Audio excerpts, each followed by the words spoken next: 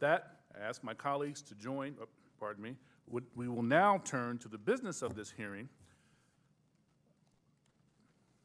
More than 50 years ago, the U.S. government ended Project Blue Book, an effort to catalog and understand sightings of objects in the air that could not otherwise be explained. For more than 20 years, that project had treated unidentified anomalies in our airspace as a national security threat to be monitored and investigated. In 2017, we learned for the first time that the Department of Defense had quietly restarted a similar organization tracking what we now call unidentified aerial phenomena, or UAPs. Last year, Congress rewrote the charter for that organization, now called the Airborne Object Identification and Management Synchronization Group, or AIM-SOG for short. Today, we will bring that organization out of the shadows. This hearing and oversight work has a simple idea at its core. Unidentified aerial phenomena are a potential national security threat, and they need to be treated that way. For too long, the stigma associated with UAPs has gotten in the way of good intelligence analysis. Pilots avoided reporting or were laughed at when they did. It's true, but they are real. They need to be investigated, and many threats they pose need to be mitigated. Undersecretary Moultrie, Mr. Bray, thank you for coming today. First, we need you to update us on the status of AIM-SOG. The legislation creating it was passed in December. The deadline for implementation is fast approaching, but the group does not even have a named director. We need to know, sirs, the status of the organization and the obstacle to getting it up and running. Secondly, you have to convince the audience today, and most especially our military and civilian aviators, the culture has changed. That those who report UAPs will be treated as witnesses, not as kooks. Thirdly, you need to show us, Congress, and the American public whose imaginations you have captured. You are willing to follow the facts where they lead. You know, we fear sometimes that the DoD is focused more on emphasizing what it can explain, not investigating what it can't. I'm looking for you to assure us today that all conclusions are on the table. One final note, we are mindful today that AIM-SOG is not starting from scratch. This is the third version of this task force in DoD, and civil society groups like the Mutual UFO Network, Mr. Corbell and others have been collecting data on this issue for years. I hope you'll explain how you can leverage the knowledge and experience of our prior work on this matter to move the AIM-SOG along. The last time Congress had a hearing on UAPs was half a century ago. I hope that it does not take 50 more years for Congress to hold another, because transparency is desperately needed. I now turn to Ranking Member Crawford for comments he'd like to make. Thank you, Mr. Chairman. Honorable Moultrie and Mr. Bray, thank you for coming here today. We appreciate it. To begin the open dialogue between Congress and the executive branch on this important topic.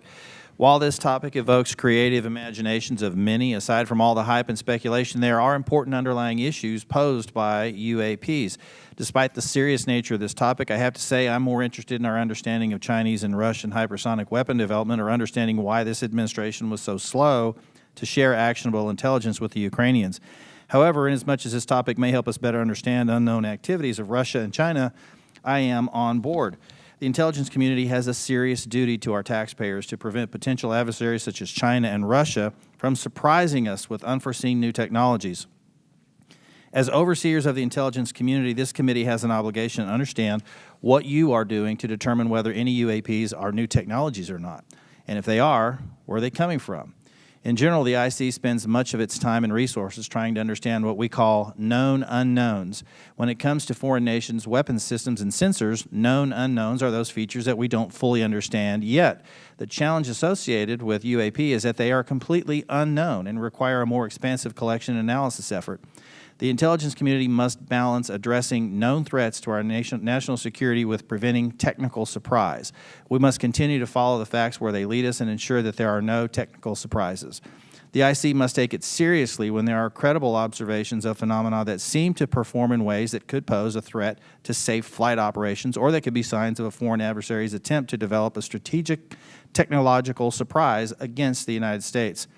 It's also essential that our pilots and others feel they can report UAPs they observe without any stigma for doing so. This is the open, unclassified portion of our hearing. We'll have a closed, classified part later. It's important for the public to know that the classification of information exists to protect national security, not to try to hide the truth. When we're trying to determine if any UAPs are new technologies being developed by foreign governments, we are inevitably going to run into classified information about what new systems and technologies we do know are in the works here or abroad. But where information does not risk national security, it should be shared with our allies and the public when feasible. I hope that we can have your assurance to this end today. It's my hope that the intelligence community will continue to try to determine the nature of UAPs we've observed and will keep Congress fully apprised of all developments. I look forward to this hearing and continued dialogue and oversight with the intelligence community on this topic. And with that, I yield back. Gentleman yields back, and now I will turn to our distinguished chairman, Adam Schiff, for any comments he wishes to make. Thank you, Chairman Carson, for holding this open hearing on unidentified aerial phenomenon and for your leadership on this issue. Holding a portion of our discussion today in open session is critical to the cause of transparency and openness, which was Congress's intent in authorizing and funding this new task force. The larger effort that is being undertaken to study and characterize UAP reports is an important step towards understanding these phenomenon, what we know and don't know. And I look forward to hearing more during both the open session and the closed setting about how DOD and the IC are undertaking that task. UAP reports have been around for decades, and yet we haven't had an orderly way for them to be reported without stigma and to be investigated. That needs to change. UAP reports need to be understood as a national security matter, and that message needs to go out across DOD, the IC, and the whole of the U.S. government. When we spot something we don't understand or can't identify in our airspace, it's the job of those we entrust with our national security to investigate and to report back. That is why it's important that we hold this open hearing for the public to hear directly from the Department of Defense on the steps it's taking to track, analyze, and transparently communicate the work that is being done on this issue. It is also the responsibility of our government and this panel to share as much as we can with the American people, since excessive secrecy only breeds distrust and speculation. I look forward to hearing how the UAP task force is being stood up, what challenges they still face, and how this committee can make sure the task force is able to shed light on one of the world's most enduring mysteries. I thank you gentlemen for your work, and be very interested to hear what you have to say. To me, among the most fascinating questions are these phenomena that we can measure. That is, instruments report there is something there. It is not the human eye confusing objects in the sky. There is something there, measurable by multiple instruments, and yet it seems to move in directions that are inconsistent with what we know of physics or science more broadly. And that to me poses questions of tremendous interest and as well as potential national security significance. So we look forward to hearing what you're able to report to us today in open session, and I want to thank Chairman Carson again for his extraordinary leadership on this issue, and I yield back. Chairman yields back. Thank you. With that, we will start our hearing. Under Secretary Moultrie, the floor is yours, sir. Thank you. Chairman Schiff, Committee Chairman Carson, Ranking Member Crawford, distinguished members of the subcommittee, it's a privilege to be here with you today to address your questions regarding unidentified aerial phenomenon, or UAP. I'm pleased to be joined by Mr. Scott Bray, the Deputy Director of Naval Intelligence, who will speak to the Navy's Unidentified Aerial Phenomenon Task Force, which laid the foundation for the efforts we will discuss today. First, I'd like to thank Congress for supporting the Department's UAP efforts. The NDAA for fiscal year 2022 has helped us to establish a dedicated office to oversee processes and procedures for the timely collection, processing, analysis, and reporting of UAP-related data. What are UAP?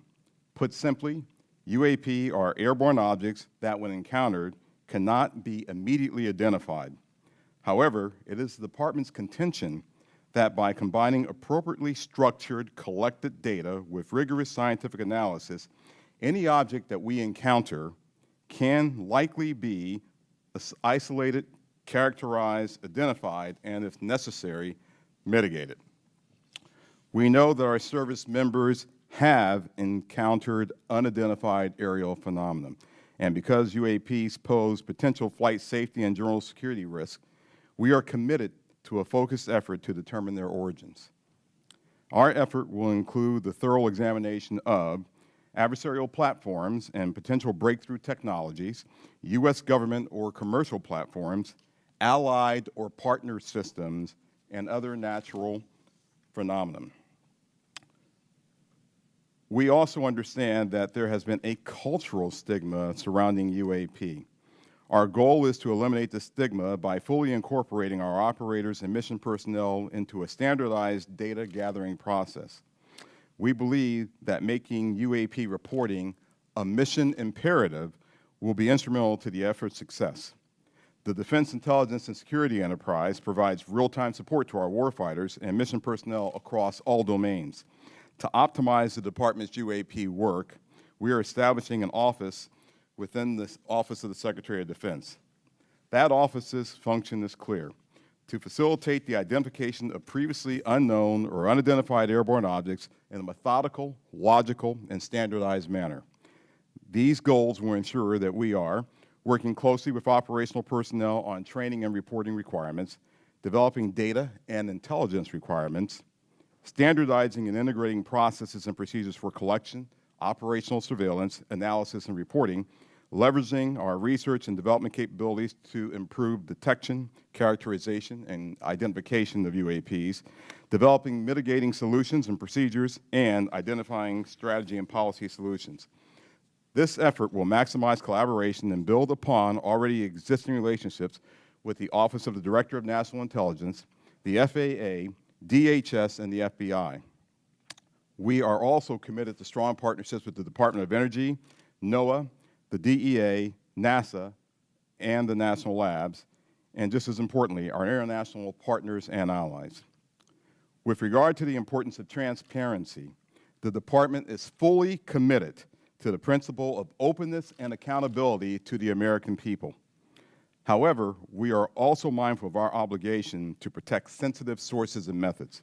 Our goal is to strike that delicate balance, one that enables us to maintain the public's trust while preserving those capabilities that are vital to the support of our service personnel.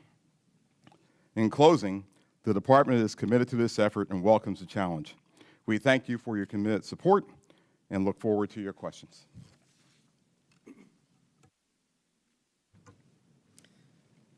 Chairman Schiff, Chairman Carson, Ranking Member Crawford, and committee members, thank you very much for the opportunity to be here today to highlight the ongoing work of the Department of Defense regarding unidentified aerial phenomena. Since the early 2000s, we have seen an increasing number of unauthorized and or unidentified aircraft or objects in military-controlled training areas and training ranges and other designated airspace. Reports of sightings are frequent and continuing. We attribute this increase in reporting to a number of factors, including our work to destigmatize reporting, an increase in the number of new systems such as quadcopters and unmanned aerial systems that are in our airspace, identification of what we can classify as clutter, mylar balloons and other types of air trash, and improvements in the capabilities of our various sensors to detect things in our airspace. Almost 2 years ago, in August of 2020, Deputy Secretary of Defense Nordquist directed the establishment of the Unidentified Aerial Phenomena Task Force within the Department of the Navy. The UAP Task Force was built on the foundation of the Navy's initial efforts to respond to the reports from our aviators on unidentified objects observed in our training ranges. The basic issues then and now are twofold. First, incursions in our training ranges by unidentified objects represent serious hazards to safety of flight. In every aspect of naval aviation, safety of our air crews is paramount. Second, intrusions by unknown aircraft or objects pose potential threats to the security of our operations. Our aviators train as they would fight. So any intrusions that may compromise the security of our operations by revealing our capabilities, our tactics, techniques, or procedures are of great concern to the Navy and the Department of Defense. From the very beginning, we took these reports very seriously. We instituted a data-driven approach to the investigations where we could collect as much data as possible and use all available resources to analyze and make informed decisions on the best ways to address our findings. Our main objective was to transition UAP efforts from an anecdotal or narrative-based approach to a rigorous science and technology engineering-focused study. This data-driven approach requires input from a wide variety of sources. In the early stages, the task force worked to standardize the reporting mechanisms and processes to make it as easy as possible for personnel to report any engagement so that we were getting that wide range of reporting that we needed. We also spent considerable efforts engaging directly with our naval aviators and building relationships to help destigmatize the act of reporting sightings or encounters. And we worked with naval aviation leadership to provide additional equipment to record any encounter. Navy and Air Force crews now have step-by-step procedures for reporting on a UAP on their knee board in the cockpit and in their post-flight debrief procedures. The direct result of those efforts has been increased reporting, with increased opportunities to focus a number of sensors on any objects. The message is now clear. If you see something, you need to report it. And the message has been received. In fact, recently, I received a call from a senior naval aviator with over 2,000 flight hours. He called me personally from the flight line after landing to talk about an encounter that he had just experienced. Those were just the initial steps. We also made a concerted effort to assemble subject matter experts from across the Department of Defense and the intelligence community and other U.S. government agencies and departments. We forged partnerships with the research, development, and acquisition communities, with industry partners, and with academic research labs, and we brought many allies and international partners into our discussions on UAP. Additionally, subject matter experts from a wide variety of fields, including physics, optics, metallurgy, meteorology, just to name a few, have been brought in to expand our understanding in areas where we may not have organic expertise. In short, we've endeavored to bring an all-hands-on-deck approach to better understand this phenomena. So what have we learned so far? Any given observation may be fleeting or longer. It may be recorded or not. It may be observable by one or multiple assets. In short, there's rarely an easy answer. For example, let me share with you the first video that we have here today, which shows an observation in real time.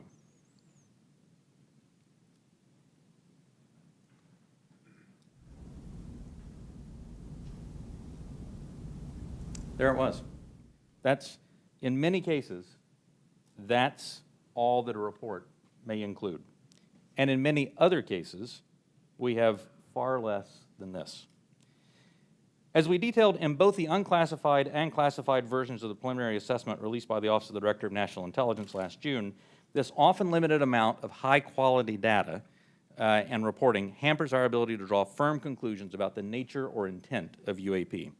As detailed in the ODNI report, if and when individual UAP incidents are resolved, they likely fall into one of 5 potential explanatory categories: airborne clutter, natural atmospheric phenomena, U.S. government or U.S. industry developmental programs, foreign adversary systems, or a other bin that allows for a holding bin of difficult cases and for the possibility of surprise and potential scientific discovery. We stand by those initial results. Since the release of that preliminary report, the UAP Task Force database has now grown to contain approximately 400 reports. The stigma has been reduced. We've also made progress in resolving the character of a limited number of UAP encounters. For example, let me show you a couple of another video and image taken years apart in different areas. In this video, U.S. Navy personnel recorded what appears to be triangles, some flashing, recorded several years ago, off the coast of the United States. This was recorded while the U.S. Navy ship observed a number of small unmanned aerial systems in the area. And importantly, the video was taken through night vision goggles with a single lens reflex camera. These remained unresolved for several years.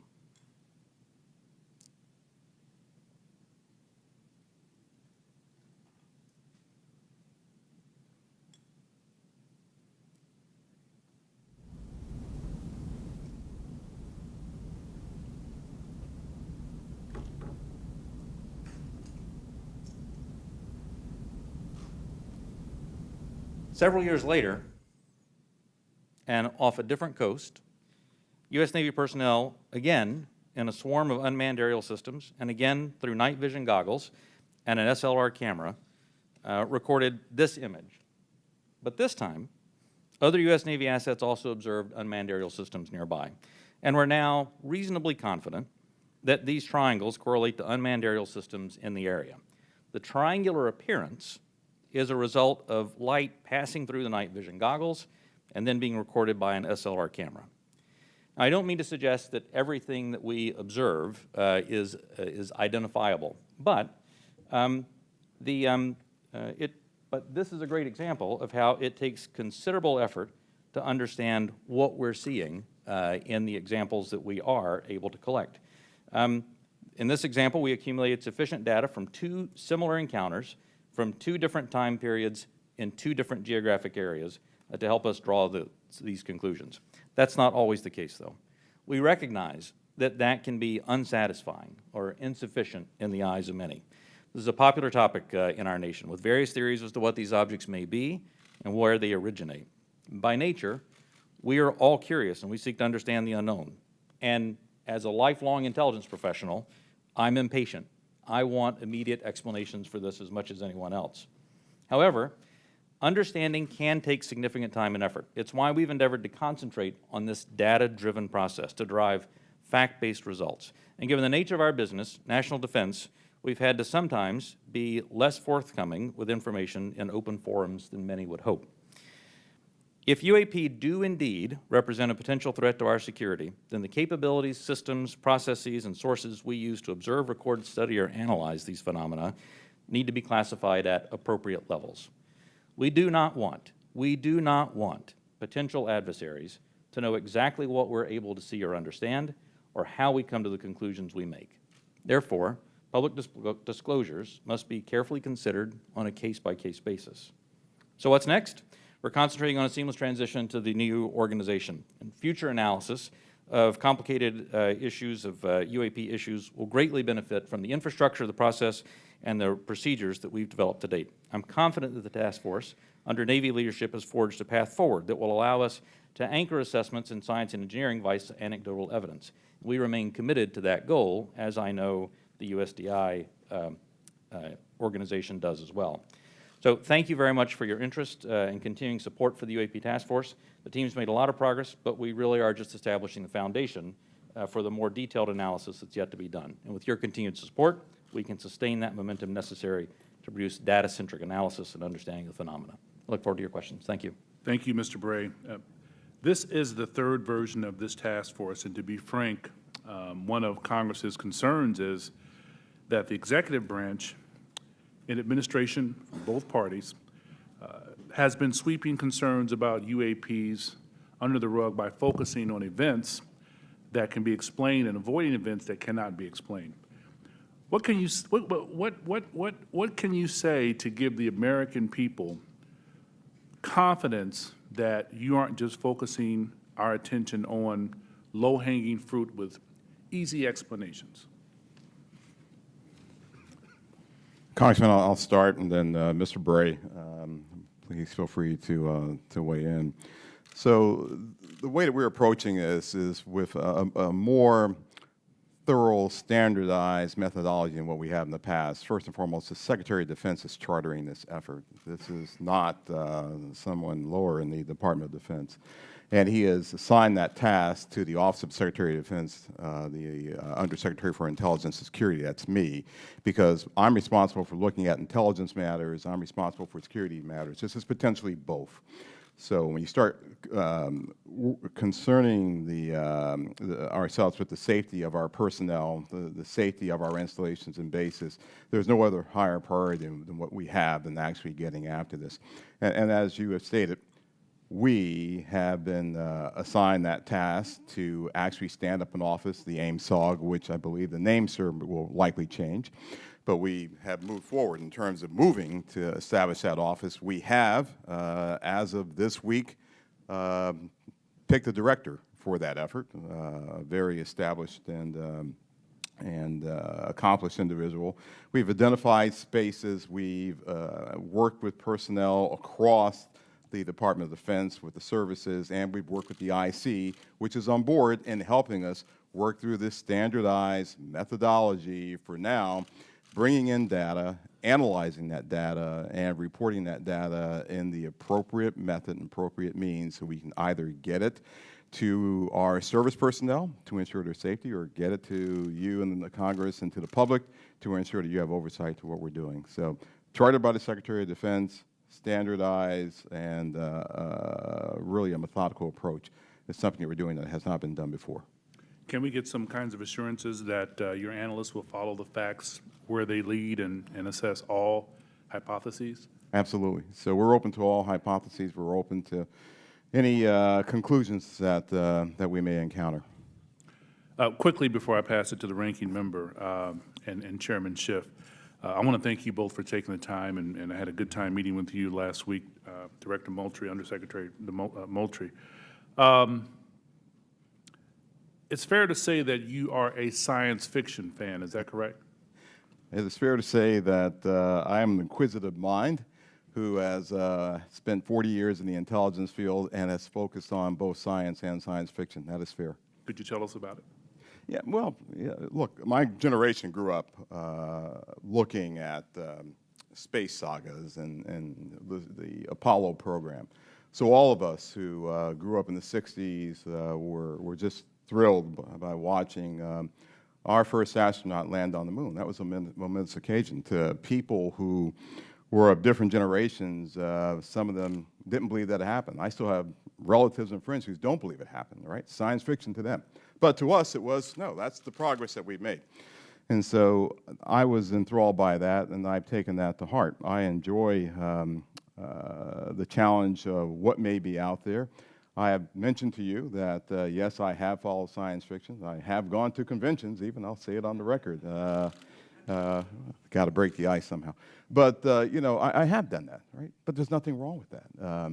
Don't necessarily dress up, but I do, you know, I do believe that it's important to show that the Department of Defense has, you know, we have character. And we're people just like you, just like the American people. We have our inquisitiveness. We have our questions. We want to know what's out there as much as you want to know what's out there. We get the questions not just from you, we get it from family members.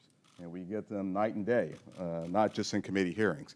So finding what's out there is important, but first and foremost, it's important for us to do that so that we can ensure that our people, our personnel, our aviators, our bases and installations are safe. And then that curiosity factor is something else that we just want to know, because that's the human race. It's just, you know, that insatiable desire to know. Thank you, sir. Ranking Member Crawford. Mr. Moultrie, you said you don't necessarily dress up. That wasn't a real strong statement. Gentlemen, thank you for being here today. We appreciate it. And thank you, Mr. Moultrie, for breaking the ice the way you did. Appreciate that. The inability to understand objects in our sensitive operating areas is tantamount to an intelligence failure that we certainly want to avoid. This is not about finding alien spacecraft, but about delivering dominant intelligence across the tactical, operational, and strategic spectrum. So my question is, how can AIM-SOG lead to prevention of intelligence surprises?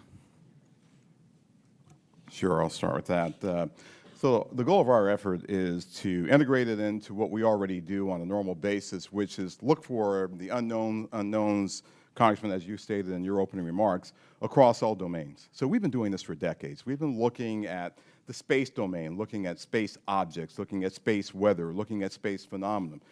We've been looking at things in the air domain, and we, as you know, and I'll talk more about this in classified session, but we have a very concerted effort to understand adversarial platforms and adversarial developmental programs.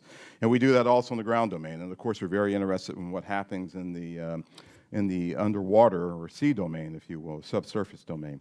So if there are objects that our aviators or air crews are encountering in this air domain, and their sensors are discovering or detecting some of these objects, we want to just bring that in to the normal process that we have for identifying unknown unknowns. We want to make sure we have the intelligence requirements that allow us not only to look at that event from the time that it occurs forward, but maybe retrospectively we want to go back and see if we can get to the left of that event to say, was there some developmental program that we, to get to your technical surprise issue, sir, that we should have known about?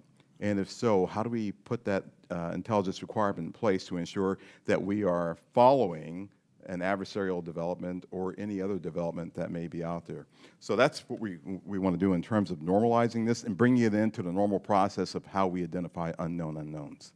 So you mentioned fidelity, and I think it's important to talk about the relationship from the Navy as the lead agency on this. How do you interact with Space Force, Air Force, to create that degree of fidelity? We're talking about sensors and so on, and I guess where I have some concerns that many of the images that we see commonly in this committee and even in open source, the resolution and the clarity that would allow a robust technical intelligence analysis is challenging.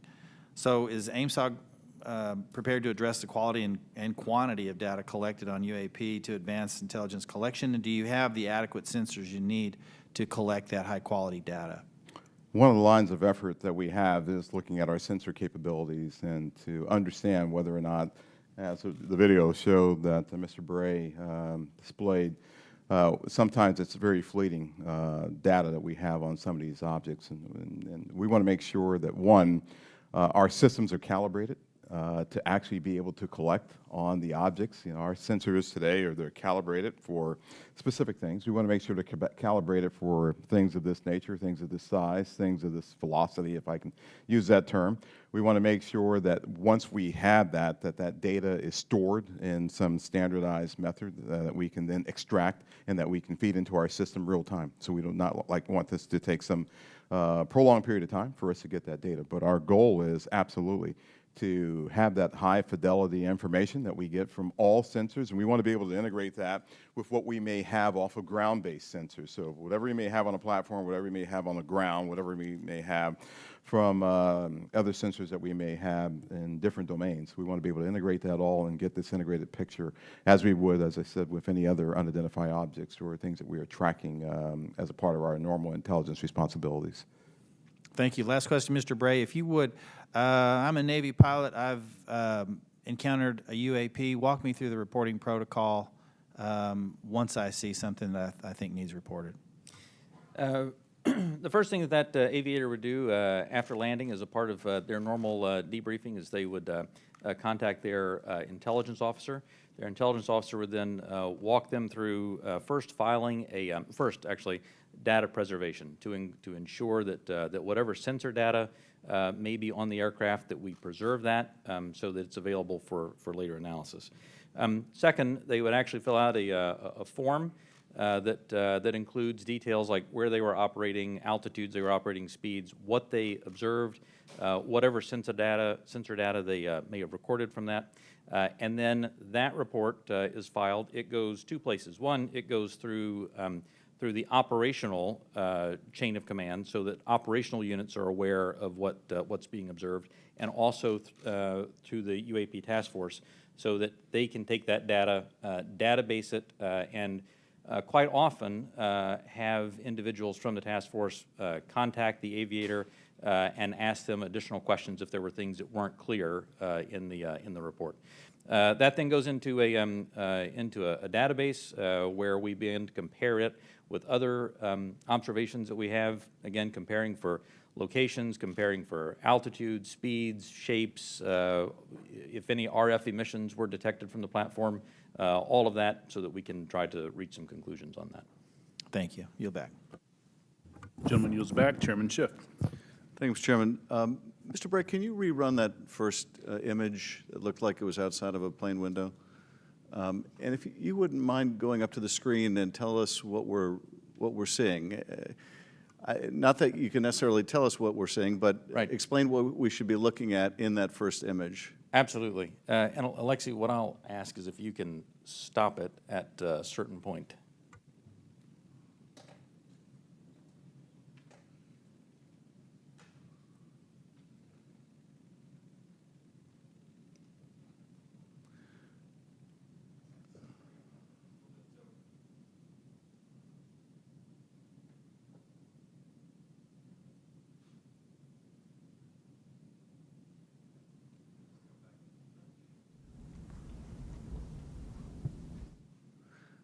And are we looking outside of a civilian aircraft window? Is that what we're looking at? You're looking outside a U.S. Navy F-18. Okay.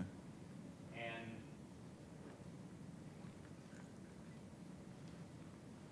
this is great, shows how difficult the analysis is. Go just a little farther forward, Alexi.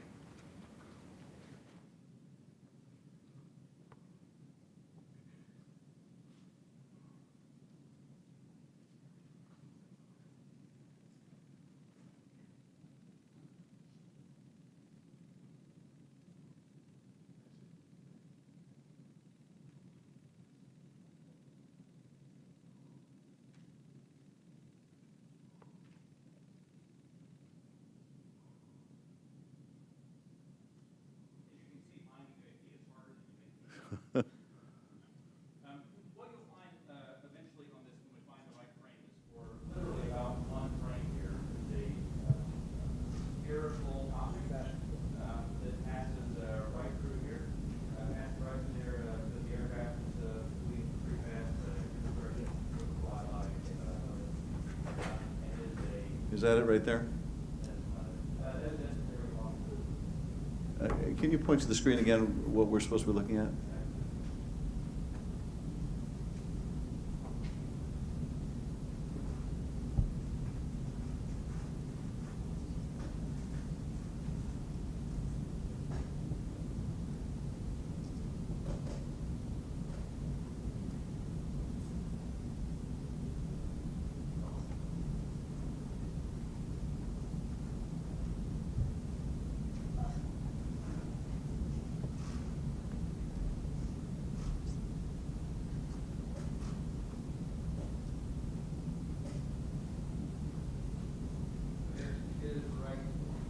Okay, if you could stop that frame. No, it's not the one.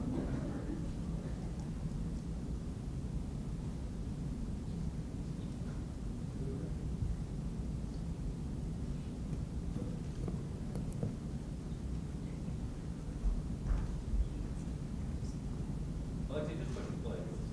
What you'll see coming up right here is a near one. Now back up just a spherical object right here, zooms by the window, right in this area right there. There we go. Could you see that part right there again, going by? I think we're having a hard time stopping it in the right spot.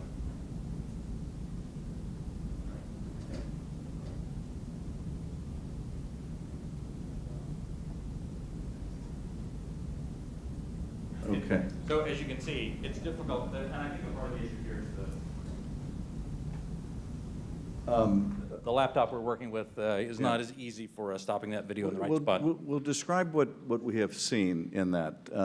What are we observing? What you see here is aircraft that is operating in a U.S. Navy training range that has observed spherical object in that area, and as they fly by it, they take a video. You see it looks reflective in this video, somewhat reflective, and it quickly passes by the cockpit of the aircraft. And is this one of the phenomena that we can't explain? I do not have an explanation for what this specific object is. And is this one of the situations where it is, that's the object that we're looking at right there? Thank you. And is this a situation where it was observed by the pilot and it was also recorded by the aircraft's instruments? We'll talk about the multi-sensor part in a later session. But in this case, we have at least that.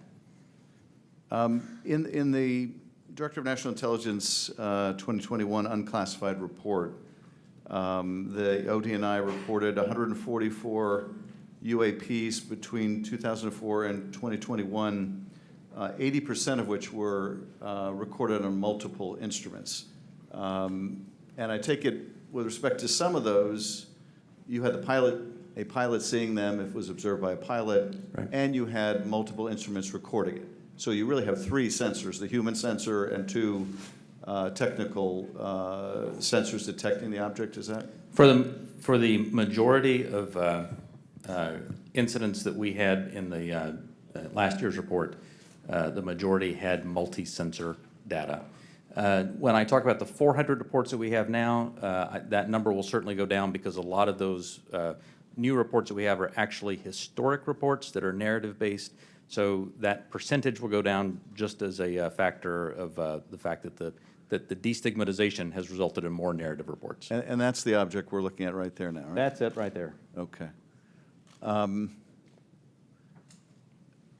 Last year's report also said that of those 144, 18 of them reportedly appear to exhibit unusual flight characteristics, appear to demonstrate advanced technology, and some of them appeared to remain stationary in winds aloft, move against the wind, maneuver abruptly, or move at considerable speed without discernible means of propulsion.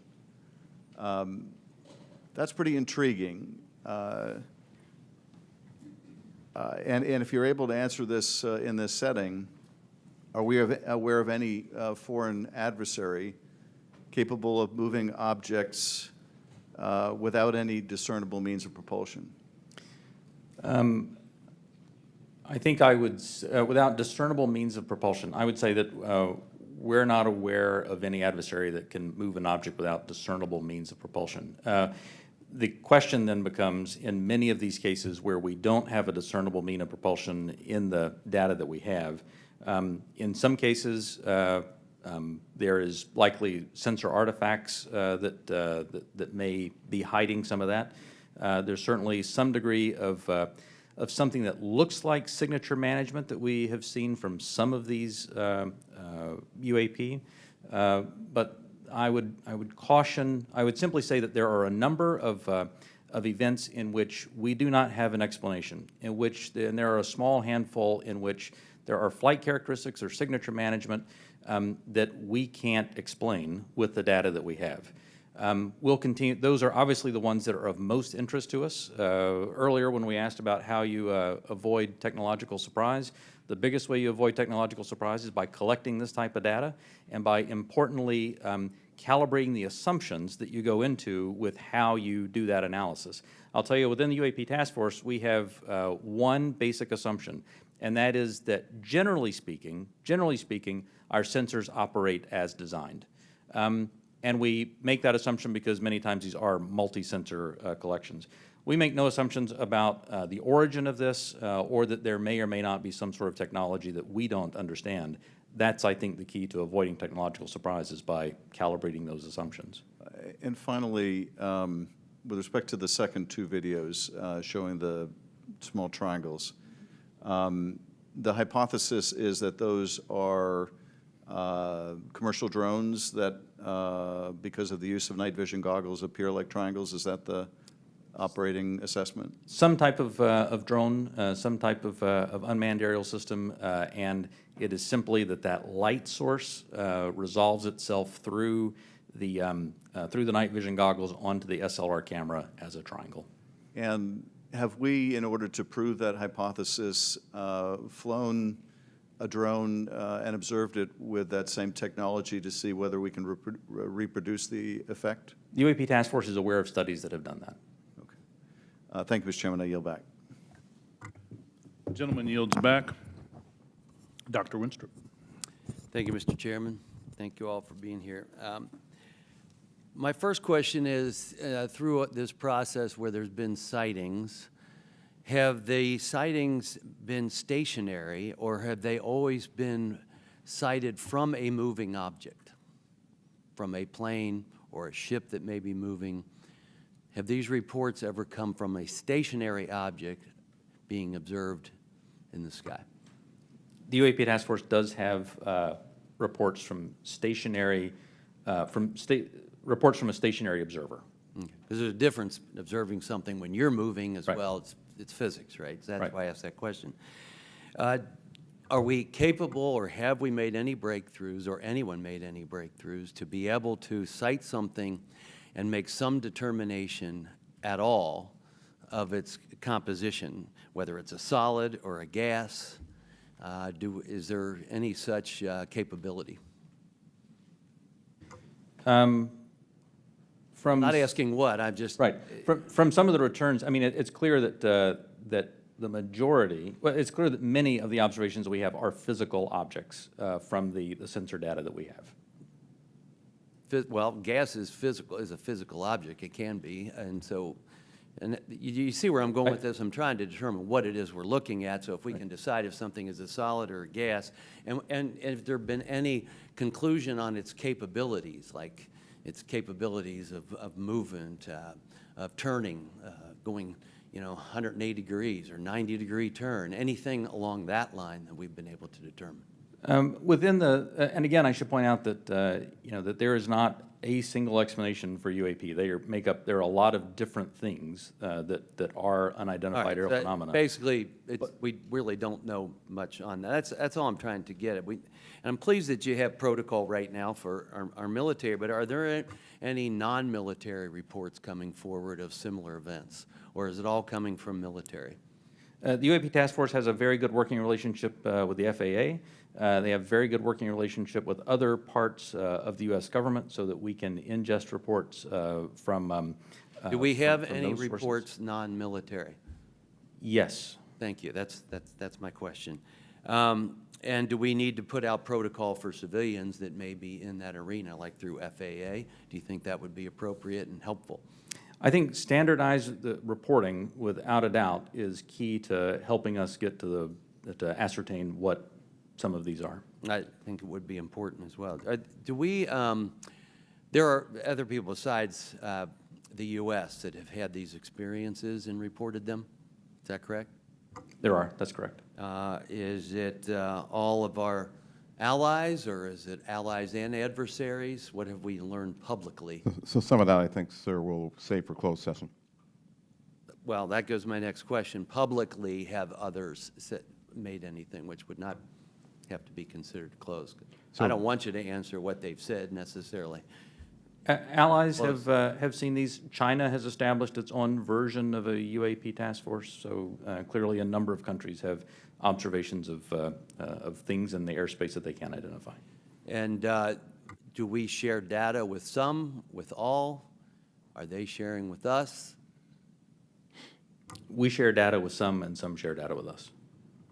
But not necessarily all that have publicly reported something? That's correct. Okay.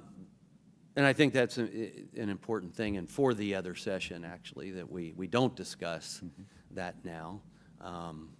Because, obviously, something like this can be a national security challenge for us, no doubt about it. If they're developed by an adversary through some breakthrough technology, they can be very disruptive to our military actions, or at least serve as a distraction.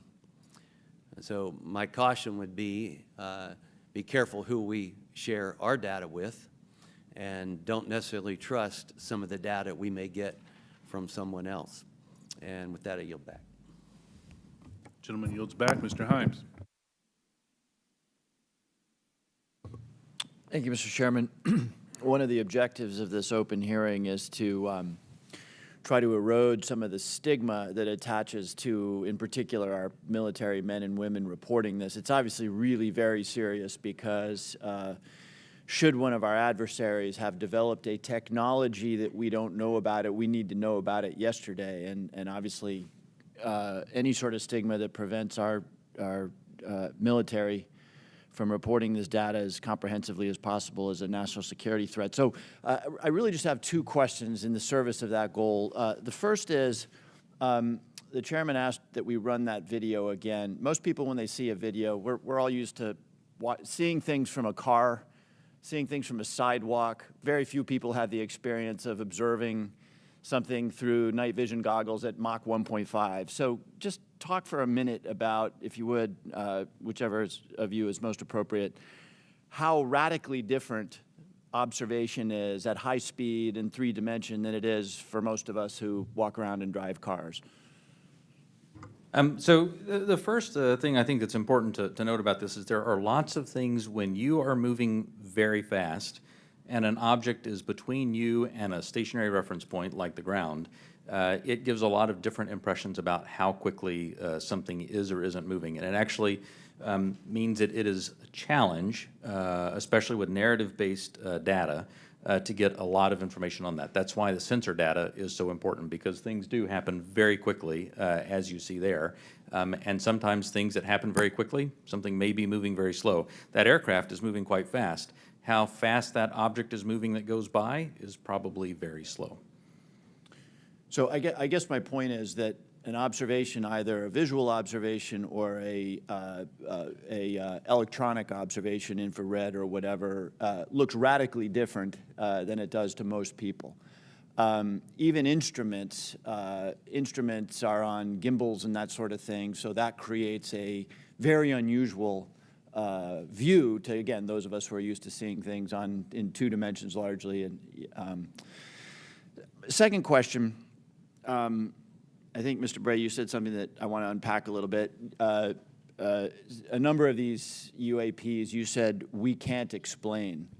Again, in the service of sort of reducing speculation and conspiracy theories, we can't explain can range from a visual observation that was distant on a foggy night, we don't know what it is, to we've found an organic material that we can't identify, right? Those are radically different worlds. So when you say we can't explain, give the public a little bit better sense of where on that spectrum of we can't explain we are. Are we holding materials, organic or inorganic, that we don't know about? Are we, picking up emanations that are something other than light or infrared that could be deemed to be communications? Give us a sense for what you mean when you say we can't explain. Sure. When I say we can't explain, I mean exactly as you described there, that there is a lot of information, like the video that we showed, in which there's simply too little data to create a reasonable explanation. There are a small handful of cases in which we have more data that our analysis simply hasn't been able to fully pull together a picture of what happened. And those are the cases where we talk about where we see some indications of flight characteristics or signature management that are not what we had expected. When it comes to material that we have no material. We have detected no emanations within the UAP task force that would suggest it's anything non-terrestrial in origin. So there's, when I say unexplained, I mean everything from too little data to the data that we have doesn't point us towards an explanation, but we'll go wherever the data takes us. Again, we've made no assumptions about what this is or isn't. We're committed to understanding these, and so we'll go wherever that data takes us. Thank you. That's very helpful, and so I think it bears emphasis. When you say we can't explain, everything that you can't explain is in a bucket called data.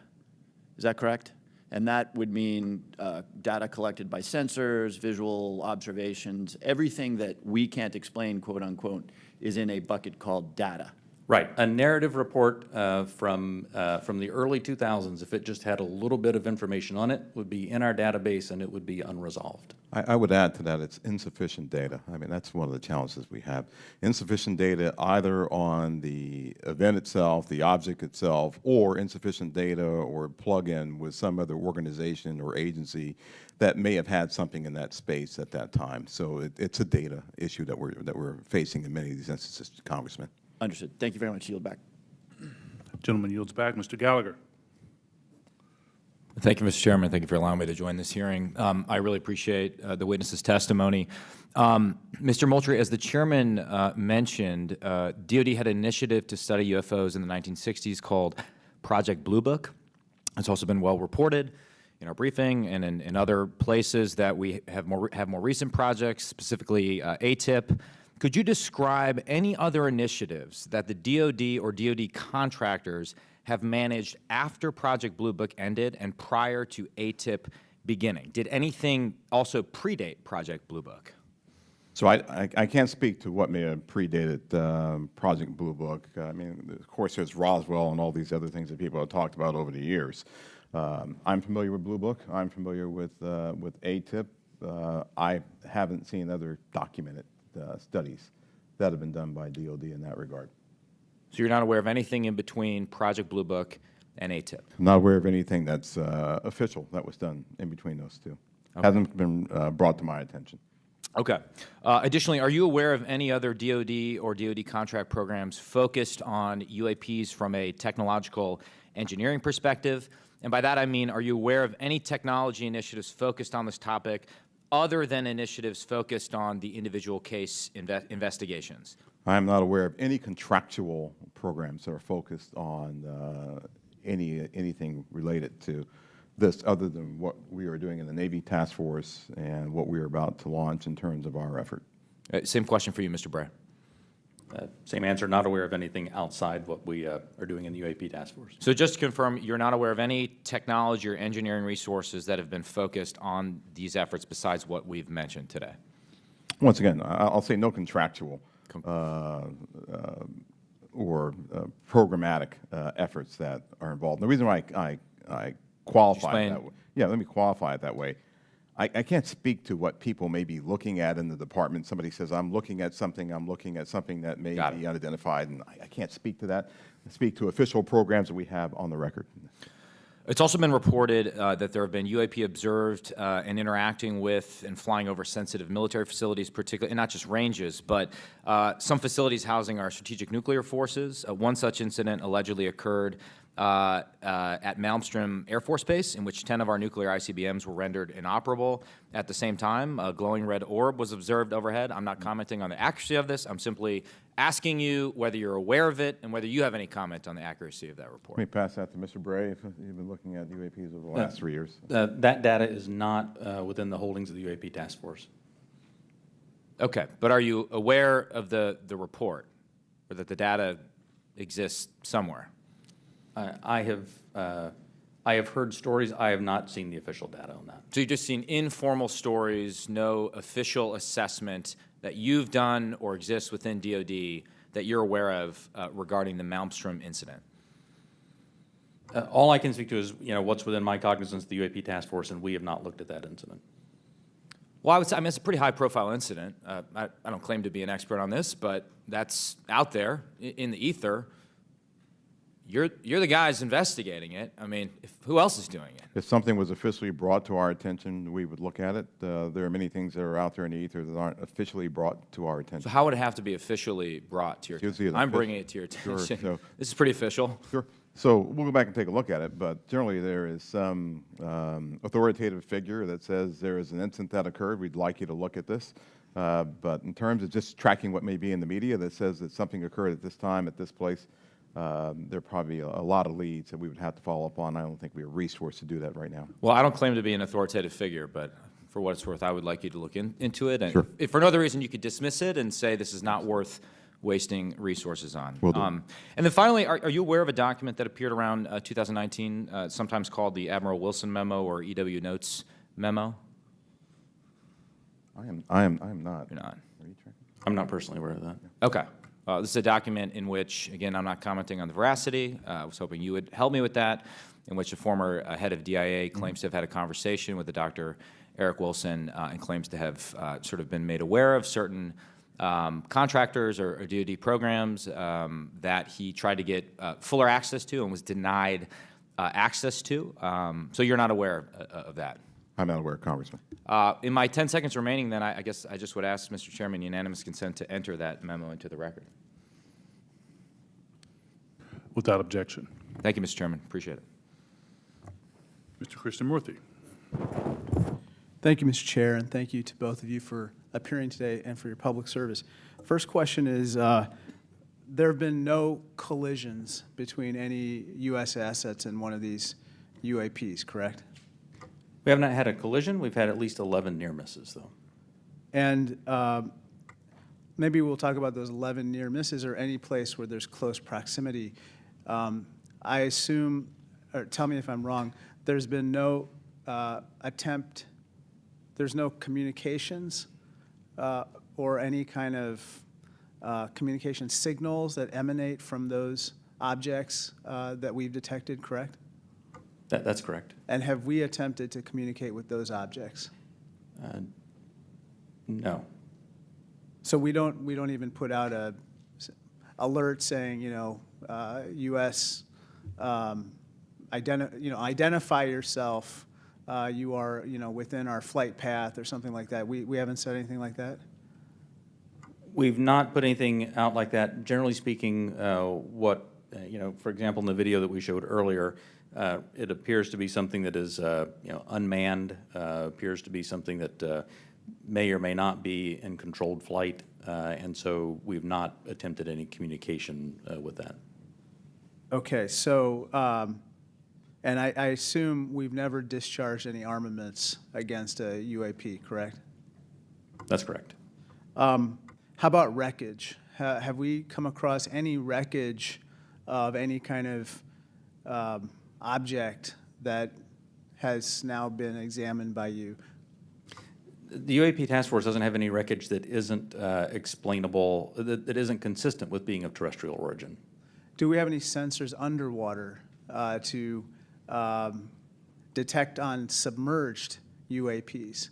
Anything that is in the ocean or in the seas? So I think that would be more appropriately addressed in closed session, sir. Okay. I think one of the biggest questions that I have is, we say with a lot of probability, we say they, quote unquote, probably do represent physical objects, close quote. When we say probably, is that because we cannot conclusively say that they are physical objects? In the task force report, when I say probably represent physical objects, most of them represent physical objects. There could be some that are more of a meteorological phenomena, something like that, that may not be a physical object in the sense that most people think of something you could go up and touch. But the ones where you say most of them represent physical objects, can you say that they are definitely, like with 100% certainty, that they are physical objects? I can say with certainty that a number of these are physical objects.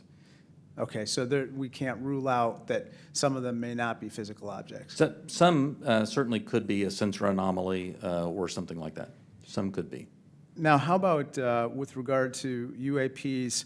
We've talked about UAPs on training areas, but obviously there's some sensor bias. I would think we put sensors in training areas. How about with regard to non-training areas? Do we track what's in open source and what civilians and others have tracked? And have we found similarities to what they've observed in terms of UAPs in non-training areas to the ones that are in training areas? The UAP task force has worked very hard to make sure the data set that we're working with is a data set that we have very good control over that data. So we have some partnerships with FAA so that we get some of that, so we get that reporting in. But if it comes to just open source reports or someone says that they saw something, that generally does not make it into our database. So basically, it sounds like we have a good partnership with FAA, but apart from FAA, we don't have partnerships with other agencies or other entities that might be tracking so that we could enlarge our data set to make comparisons. So we will. So that's the goal of this next effort, will be to expand that relationship with the rest of government and the interagency, so we can understand what they're seeing, what we're seeing. We can correlate on each other's holdings and hopefully resolve this. Sorry to interrupt, but I think that we might have a bias right now going on with regard to just reporting on UAPs being in training areas when we don't really track what's happening elsewhere. Last question, have our encounters with UAPs altered the development of either our offensive or defensive capabilities or even our sensor capabilities? We'd save that for the closed session. Okay, great, thank you. Mr. LaHood.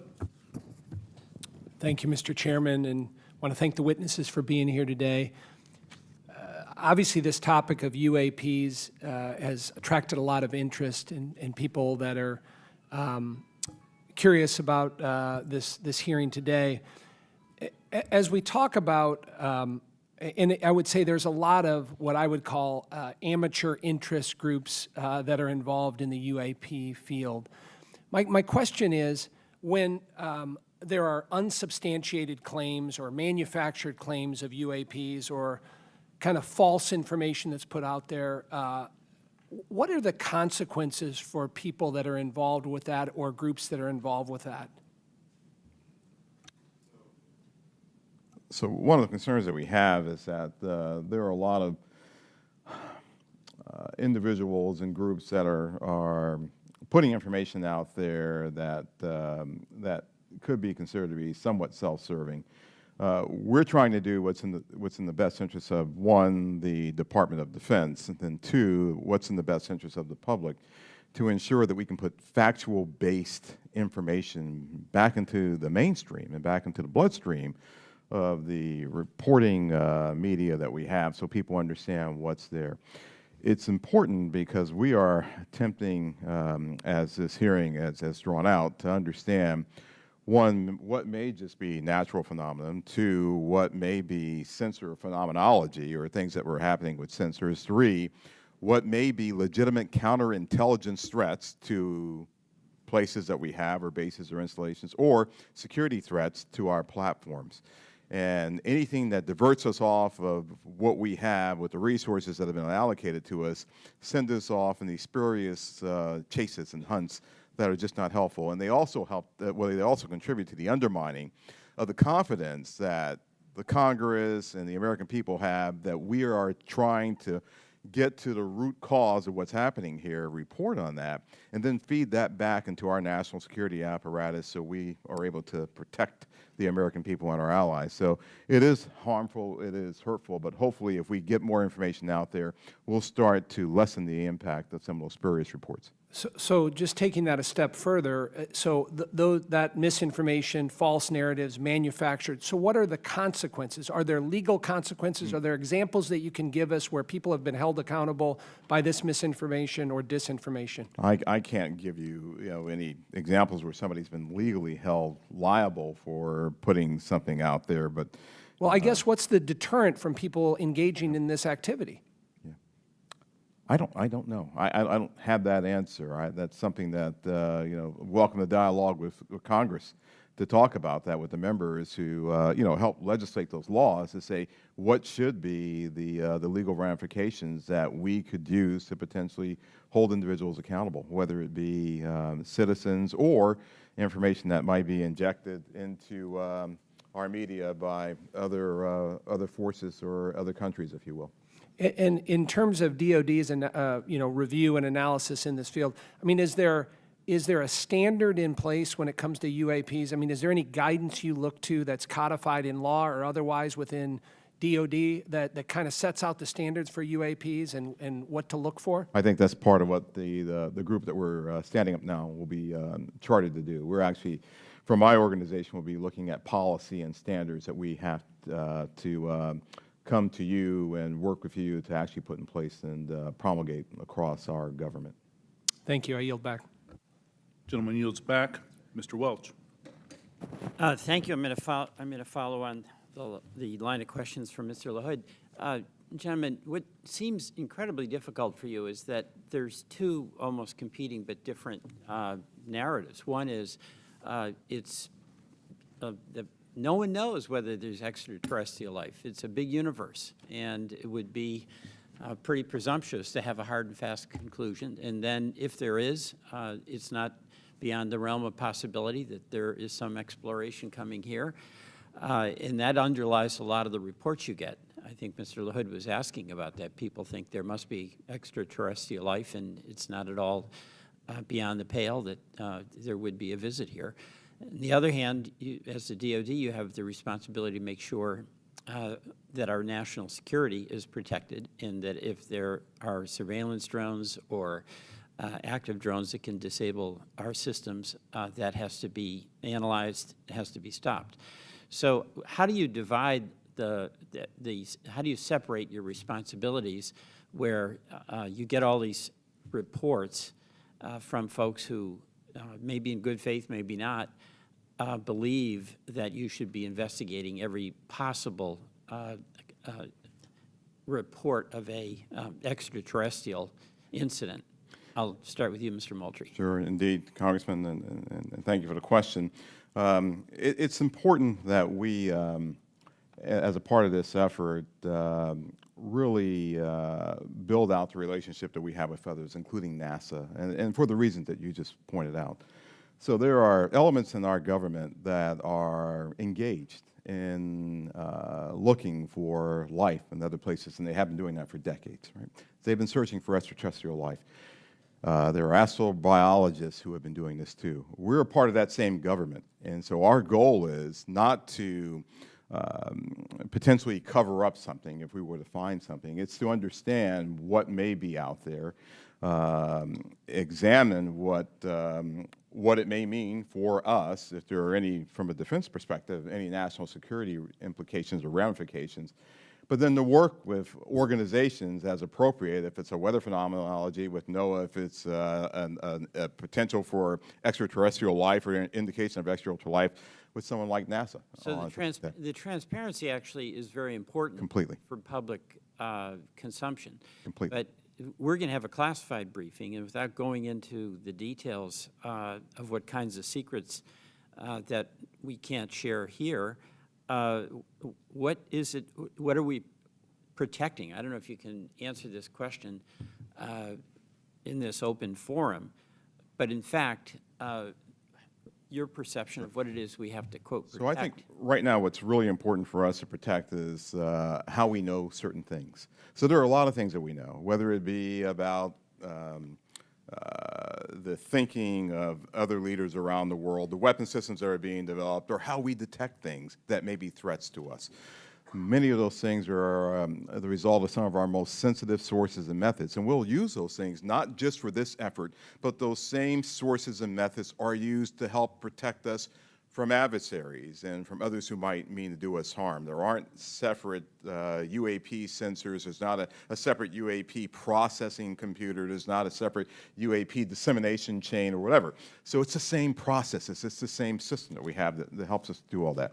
We need to protect that because this is something that we're looking at, but we're sure there are going to be other things that we'll look at in the future that will need those same sensors, we'll need those same sources and methods to help us do. So we're protecting the fact of that this nation has developed capabilities that enable us to know what may be threats to us and to counter those threats before they become something of a national issue. Thank you very much. I want to thank both you, Mr. Bray, and you, Mr. Moultrie, for your appearance today. I yield back.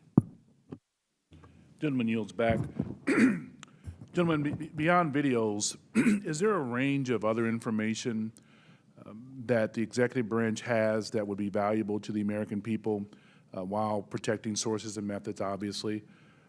The details of individual encounters, including the time, place, and details of an encounter, and does the AIMSOG have a clear and repeatable process for considering public release as part of the process? Chairman Carson, the and do you commit to building that process if it's not in place?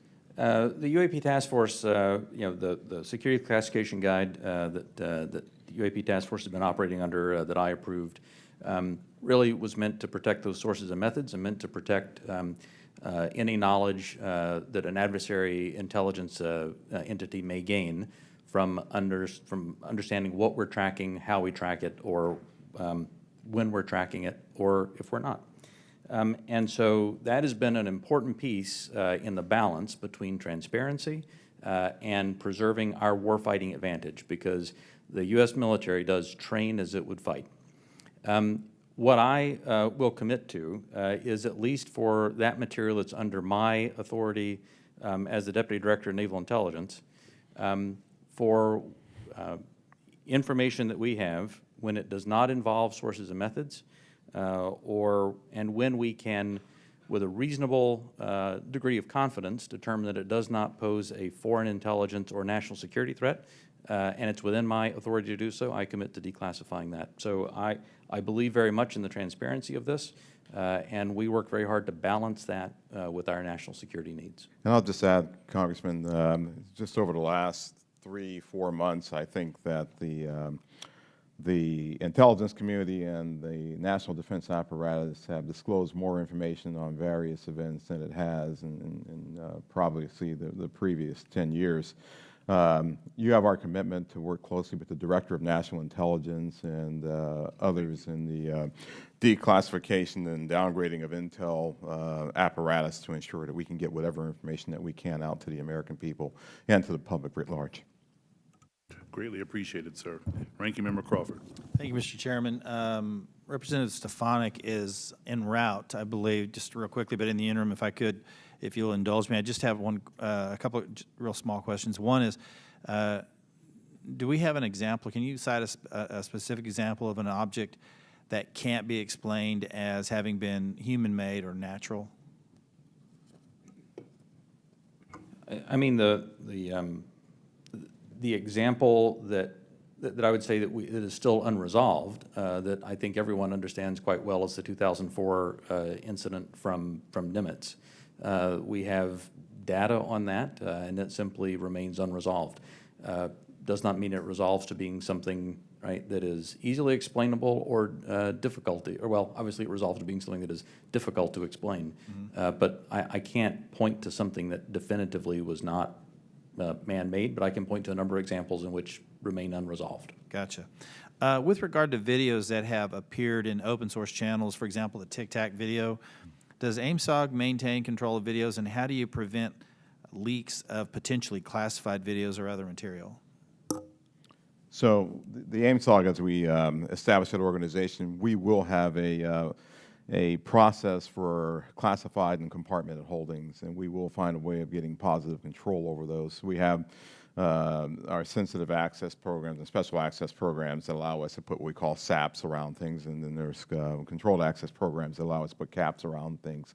So we'll have that in place. Our goal will be ensuring that we're sharing that with the appropriate analysts and the appropriate exploiters, if you will, who can look at that data too. What we don't want to do is bring something into a DoD database or a DoD holding and then have so many wrappers around it, it's not available to those who really need to look at it and to exploit it. And that's one of the reasons we're establishing relationships with the interagency, with the IC and others to be able to do that, sir. But we will do our best to maintain positive control over the materials that we have within our holdings. Thank you. Chairman Schiff. Thank you, Mr. Chairman. Just going back to the 2021 report, you know, under the category of UAP appear to demonstrate advanced technology, those 18 incidents in which some of the UAP appear to remain stationary, winds aloft, move against the wind, maneuver abruptly, or move at considerable speed without discernible means of propulsion. It goes on to say, in a small number of cases, military aircraft systems processed radio frequency energy associated with UAP sightings. I couldn't tell from that whether that small number of cases was a part of the subset of 18. That is, among the 18 which appeared to move with unusual pattern or flight characteristics, did some of those also emit radio frequency energy? I would have to check with our UAP task force on that. I believe, without getting into specifics that we can do in the closed session, at least some that we have detected RF emissions from were not behaving oddly otherwise. And the significance of measuring that radio frequency energy is what? That we suspect that this was some form of aircraft in which there were radio transmissions? The biggest thing that you're looking for there is any indication of an effort to jam whatever sensors that we may have looking at it.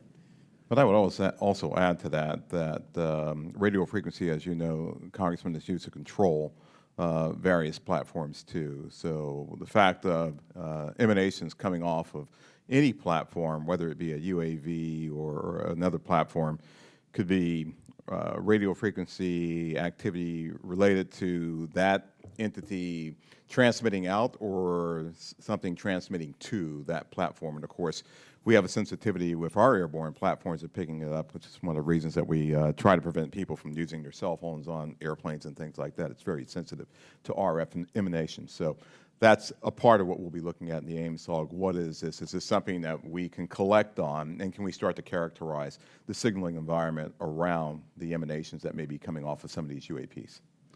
So that energy then that was recorded could be either an effort to jam, or it could be an effort to control a UAV, or any other communication with that craft. I would say that's accurate. Right. Thank you, Mr. Chairman. Thank you, Chairman. As the ODNI report makes clear, one possible explanation for UAPs is that we are detecting U.S. aircraft, either secret air programs or even test prototypes. I won't ask you in this setting, obviously, to describe any secret DoD programs. That said, I do want to make sure the U.S. government isn't chasing its own tail. Firstly, do you have a clear and repeatable process to check with compartmented programs about whether a UAP sighting is attributable to a U.S. aircraft? Secondly, does the AIMSOG staff have the clearances and read-ons that they need to investigate all of these incidents? And thirdly, when your staff cannot be read on, are your questions to those who are read on even being answered? So I'll start, and then I'll pass that to Mr. Bray.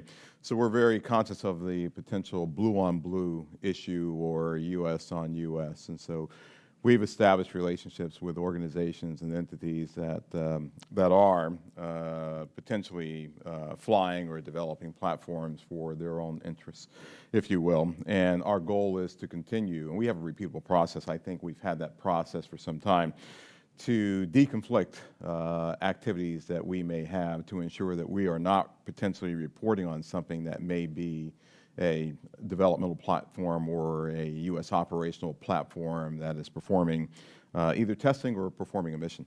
So we will have that in place. We've already had those discussions with organizations and entities.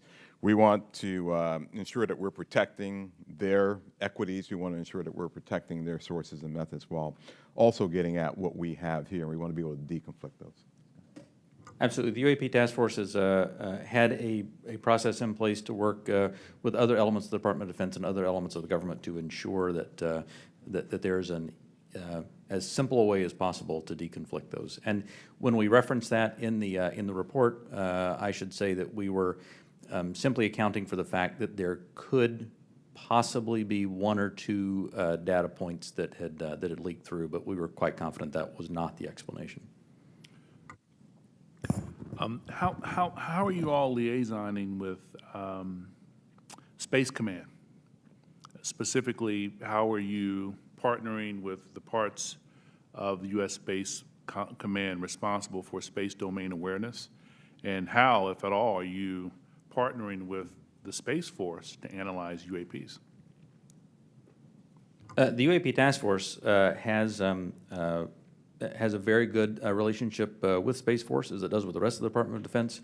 We have pulled analysts in from Space Force to ensure that that we're availing ourselves of that expertise, as well as any other material they may have that would be helpful. And Congressman, as you know, Space Force and Space Command, they have responsibility for space domain awareness. So what we've done, we coordinated with Space Force, we coordinated with their J2, and she is on board in terms of helping us plug into what they have and for us to have this interactive exchange of information and data. And we're doing that with all the services, not just with Space Force or Space Command. Thank you, sir. Ranking member, any additional questions? All right, Chairman Schiff. All right, with that, I want to thank you all for taking the time out. I also want to thank my colleagues on both sides of the aisle for participating in this very historical and important hearing. I think it's one of the few times we can demonstrate some degree of bipartisanship around UAPs and UFOs, so I love it. Appreciate it. Thank you. And we will see you all. We will recess this hearing for the moment and return in a closed session at noon.